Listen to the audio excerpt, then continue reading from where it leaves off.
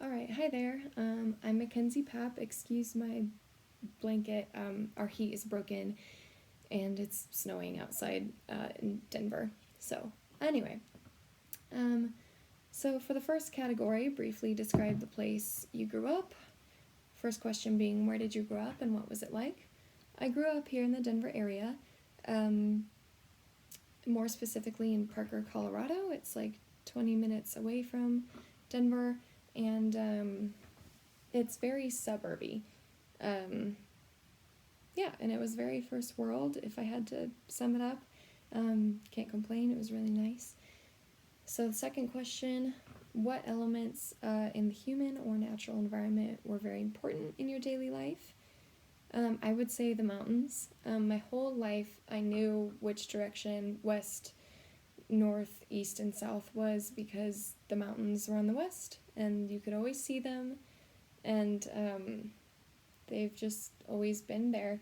And also, as a kid, like if we ever took a vacation, it was to the mountains. We just did a little camping trip, and I was obsessed with camping. That was my life when I was a kid.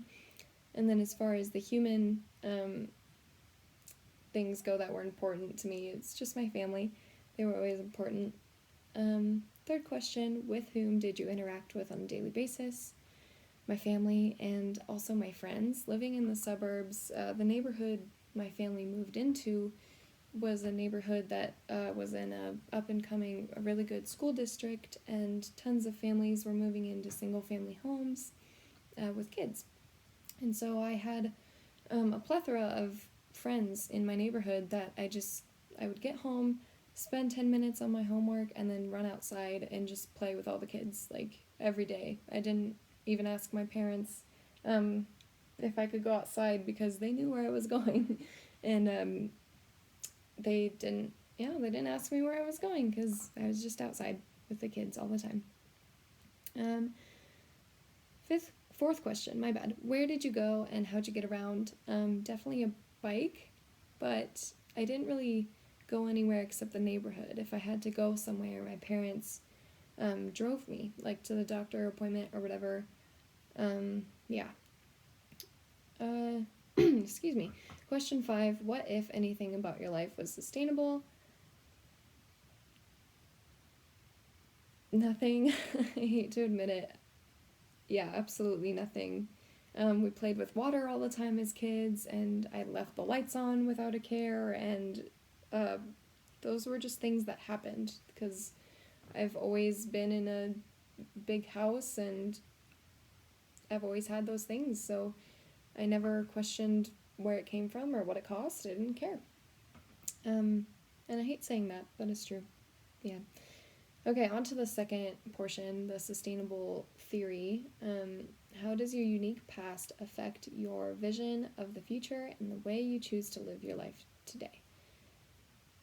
So, I think normally when someone just hears what they did about my childhood, having a very good childhood, a luxurious childhood, they might think, oh, that person wouldn't care about sustainability because they'd want to keep living a luxurious life. I think the aspects of my childhood have led me to care about sustainability in multiple ways. First of all, my education.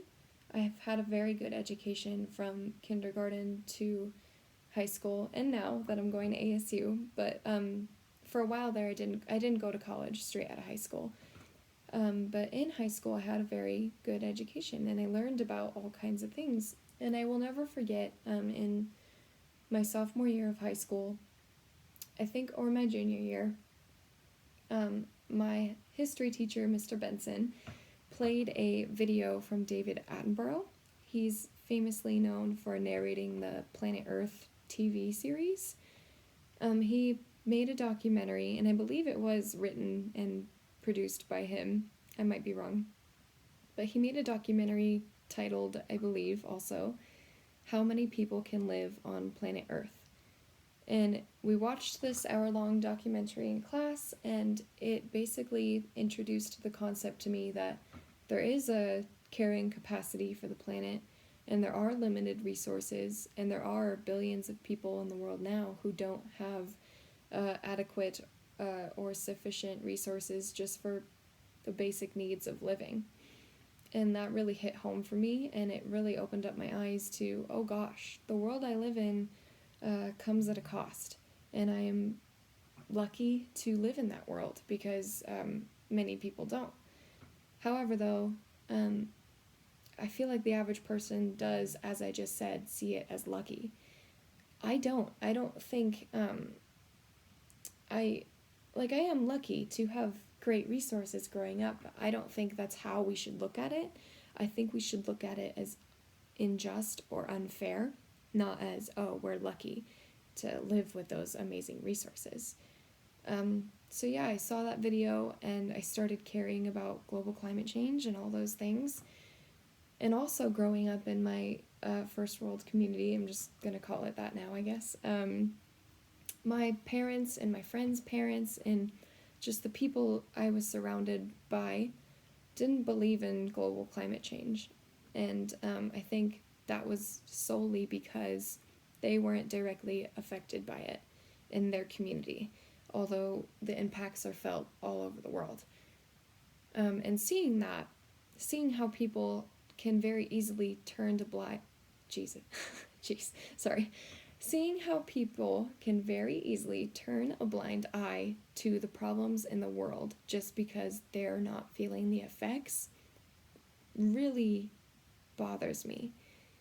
I don't turn a blind eye. I know, even though I'm living comfortably myself, I know other people are not, and I know that there are lots of problems and whatnot going in the world, and just because I can't see them, that doesn't mean they don't need help in being solved. So that is why I am here. And I think I do have my childhood to thank for that, I guess, in a way, even though I feel like most people that grew up the way I did might not have the same experience. And for the last question, how do human values come into play when people think about sustainability? I think people have different values. We care about different things.